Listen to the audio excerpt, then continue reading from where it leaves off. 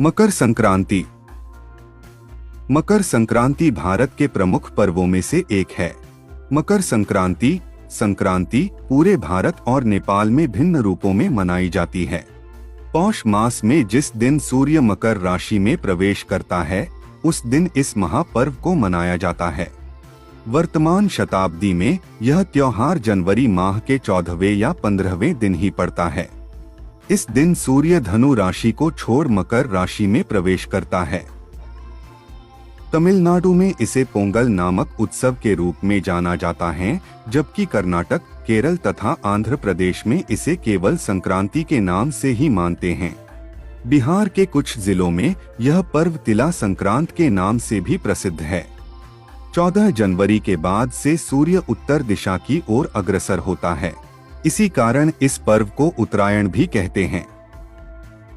यह त्योहार भारत के विभिन्न राज्यों में विभिन्न नामों से जाना जाता है। छत्तीसगढ़, गोवा, ओडिशा, हरियाणा, बिहार, झारखंड, आंध्र प्रदेश, तेलंगाना, कर्नाटक, केरल, मध्य प्रदेश, महाराष्ट्र, मणिपुर, राजस्थान, सिक्किम, उत्तर प्रदेश, उत्तराखंड, पश्चिम बंगाल, गुजरात और जम्मू में मकर संक्रांति और संक्रांति कहा जाता है। नेपाल में मकर संक्रांति के दिन किसान अपनी अच्छी फसल के लिए भगवान को धन्यवाद देकर अपनी अनुकंपा को सदैव लोगों पर बनाए रखने का आशीर्वाद मांगते हैं। उत्तर प्रदेश में यह मुख्य रूप से दान का पर्व है। प्रयागराज में गंगा, यमुना व सरस्वती के संगम पर प्रत्येक वर्ष 1 माह तक माघ मेला लगता है। 14 जनवरी यानी मकर संक्रांति से पृथ्वी पर अच्छे दिनों की शुरुआत होती है। माघ मेले का पहला स्नान मकर संक्रांति से शुरू होकर शिवरात्रि के आखिरी स्नान तक चलता है। संक्रांति के दिन स्नान के बाद दान देने की भी परंपरा है। इस दिन जप, तप, दान, स्नान, श्राद्ध, तर्पण आदि धार्मिक क्रियाकलापों का विशेष महत्व है। ऐसी धारणा है कि इस अवसर पर दिया गया दान 100 गुना बढ़कर पुण्य प्राप्त होता है। इस दिन शुद्ध घी एवं कंबल का दान मोक्ष की प्राप्ति करवाता है। उत्तर प्रदेश में इस व्रत को खिचड़ी के नाम से भी जाना जाता है तथा इस दिन खिचड़ी खाने एवं खिचड़ी दान देने का अत्यधिक महत्व होता है। जम्मू में यह पर्व उत्तरायण और माघी संग्रांद के नाम से विख्यात है। इससे एक दिन पूर्व लोहड़ी का पर्व भी मनाया जाता है, जो कि पौष मास के अंत का प्रतीक है।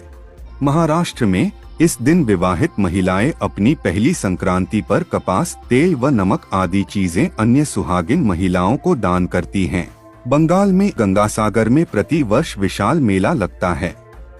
इस दिन गंगासागर में स्नान दान के लिए लाखों लोगों की भीड़ होती है। मकर संक्रांति के दिन ही गंगा जी भगीरथ के पीछे पीछे चलकर कपिल मुनि के आश्रम से होकर सागर में जा मिली थीं। तमिलनाडु में इस त्योहार को पोंगल के रूप में 4 दिन तक मनाते हैं। पोंगल मनाने के लिए स्नान करके खुले आंगन में मिट्टी के बर्तन में खीर बनाई जाती है, जिसे पोंगल कहते हैं। असम में मकर संक्रांति को माघ बिहू अथवा भोगाली बिहू के नाम से मनाते हैं। राजस्थान में इस पर्व पर सुहागन महिलाएं अपनी सास को वायना देकर आशीर्वाद प्राप्त करती हैं। देवभूमि उत्तराखंड में इस मुख्य पर्व मकर संक्रांति को घुघुतिया त्योहार के नाम से जाना जाता है। मकर संक्रांति की कथा। पौराणिक कथाओं के अनुसार सूर्य देव और शनिदेव में अच्छे संबंध नहीं थे। इसका कारण था सूर्य देव का शनि की माता छाया के प्रति उनका व्यवहार। दरअसल शनि देव का रंग काला होने के कारण सूर्य देव ने उनके जन्म के दौरान कहा था कि ऐसा पुत्र मेरा नहीं हो सकता। इसके बाद से सूर्य देव ने शनि देव और उनकी माता छाया को अलग कर दिया था। जिस घर में वह रहते थे उसका नाम कुंभ था। सूर्य देव के ऐसे व्यवहार से क्रोधित होकर छाया ने उन्हें श्राप दे दिया था। माता छाया ने सूर्य देव को कुष्ठ रोग का श्राप दिया था, जिससे क्रोधित होकर सूर्यदेव ने छाया और शनिदेव का घर जलाकर राख कर दिया था। सूर्यदेव के पुत्र यम ने सूर्यदेव को उस श्राप से मुक्त किया था। साथ ही उनके सामने मांग रखी थी कि वह उनकी माता यानी छाया के साथ अपने व्यवहार में बदलाव लाएं। इसके बाद सूर्यदेव छाया और शनिदेव से मिलने के लिए उनके घर पहुंचे थे।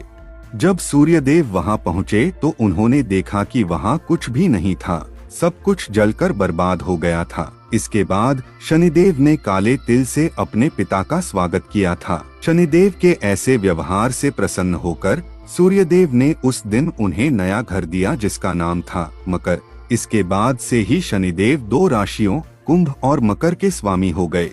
शनिदेव के इस व्यवहार से प्रसन्न होकर सूर्यदेव ने उन्हें यह भी कहा कि जब भी वह मकर संक्रांति के मौके पर उनके घर आएंगे तो उनका घर धन धान्य से भर जाएगा, उनके पास किसी भी वस्तु की कमी नहीं रहेगी।